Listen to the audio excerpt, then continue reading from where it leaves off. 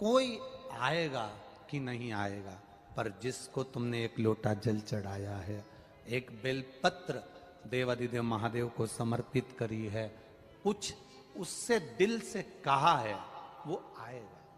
बहुत सारे लोग मिलेंगे जो कहेंगे हमारे पास बैठो, हम तुम्हारा दुख मिटा देंगे, हम तुम्हारी तकलीफ मिटा देंगे, हम तुम्हें एक भभूति दे देंगे, हम तुम्हें एक बेल दे देंगे, हम तुम्हें एक नरियल दे देंगे, हम तुमको ये दे देंगे, हम तुमको वो दे देंगे, तुम्हारा दुख मिट जाएगा। पर ईमानदारी से बोलना, संसार में दुख मिटाने की सामर्थ्यता किसी में नहीं है, वो मिटाने की सामर्थ्यता केवल एक देवाधिदेव महादेव में है, बाकी तो किसी में नहीं। सियोर वाला महाराज तुमसे कह दे कि मैं तुम्हारा दुख मिटा दूंगा तो बहुत कठिन बात है। हमारा दुख मिटाने वाला भी देवाधिदेव महादेव है, तो तुम्हारा दुख भी मिटाने वाला देवाधिदेव महादेव। संसार में जन्म लिया है तो दुख पीछा नहीं छोड़ता। तुम्हारे घुटने दुखते हैं तो हमारे भी दुखते होंगे, तुम्हारा सिर दुखता है तो हमारा भी दुखता होगा। बोलो सही है कि गलत है? हम कोई वीआईपी रूप से टपके तो नहीं है कि भगवान ने हमको अलग से नीचे टपका दिया। मानव की देह हमारी भी है, तुम्हारी भी है। तुम 2 रोटी खाते हो, हम भी 2 रोटी खाते हैं। तुमको चिमटी खोड़ेंगे तो दर्द होगा, हमको चिमटी खोड़ेंगे तो दर्द होगा। जैसे तुम हो वैसे हम हैं।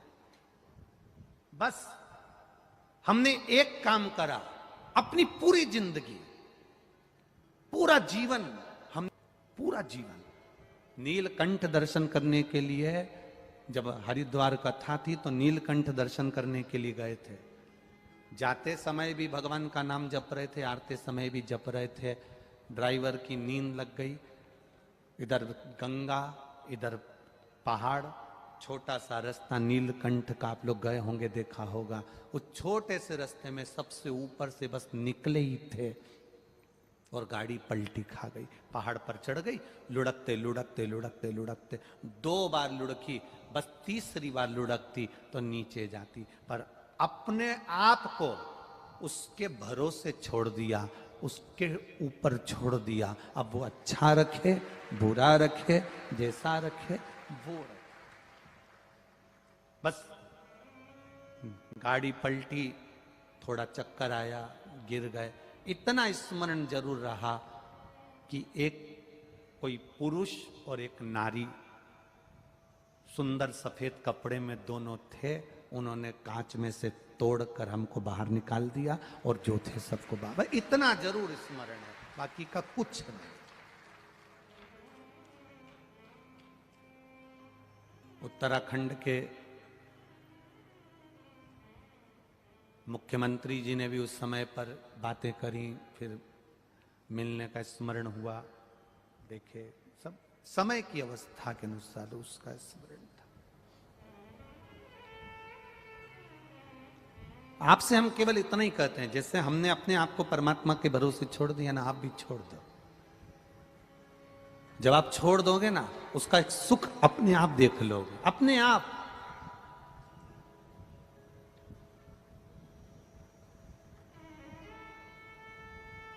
जिसके पिता चने का ठेला लगाते हो, दुनिया भर में धक्के खाते हो, 50 रुपए कमा कर घर लेकर आते हो और उसमें से भी कहीं कोई गाय ठेले पर मुंह मार दे और उसमें से भी चने चले जाएं, जरा विचार करिएगा उसकी गति क्या होती हो। जो ललाट पर लिखा उसे कोई नहीं टाला, पर ललाट पर लिखे हुए को टालने वाला और पलटने वाला, ब्रह्मा जी का काम है भाग्य लिखना, देवताओं का काम है भाग्य लिखना, पर केवल एक ऐसा है देवाधिदेव महादेव जो भाग्य को पलट देता है। तुम्हारे दुख में सुख को पलट देगा, दुख की घड़ी को काट देगा और सुख सामने लाकर छोड़ देगा।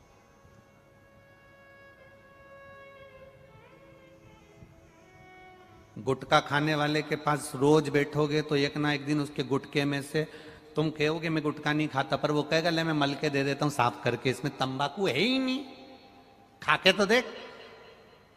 4-6 महीना 8 महीना गुटखा खाने वाले के पास बैठना, एक कटका तुम्हारे मुंह में जरूर जाएगा। बोलो सही है कि गलत है? बोलो जम के बोलो, जाएगा ना।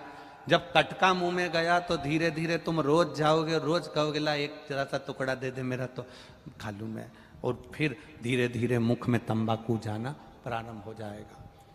जुआ खेलने वाले के पास बैठोगे, तुम जुआ खेलना नहीं जानते और उसके पास बैठे हो, तो जब पुलिस पकड़ेगी तो तुमको भी पकड़ कर लेकर जाएगी। उसको नहीं मालूम कि तुम नहीं खेल रहे थे, तुम कितना ही खेलो कि मैं जुआ नहीं खेलता, मुझे आता ही नहीं, मैं जानता ही नहीं, पर तू बैठा क्यों उसके साथ?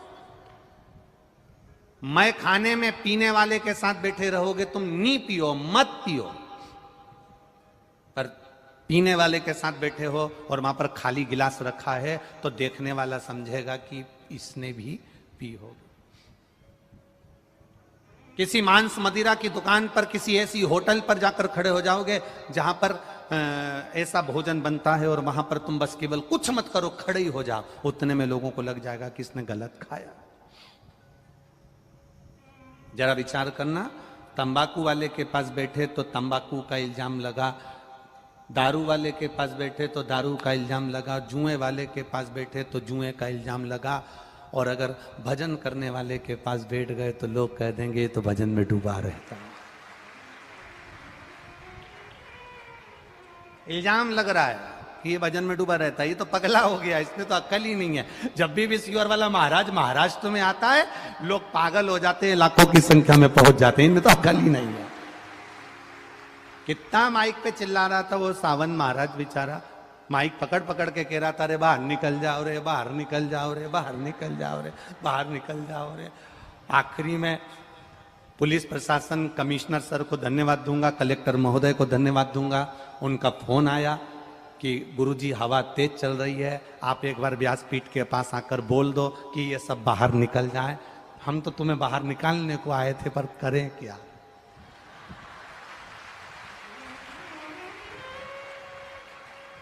एक बार कलेक्टर महोदय और कमिश्नर महोदय, एसडीएम, सबके लिए जोरदार ताली बजा, बहुत बहुत साधुवाद। कितनी फिकार है आपकी।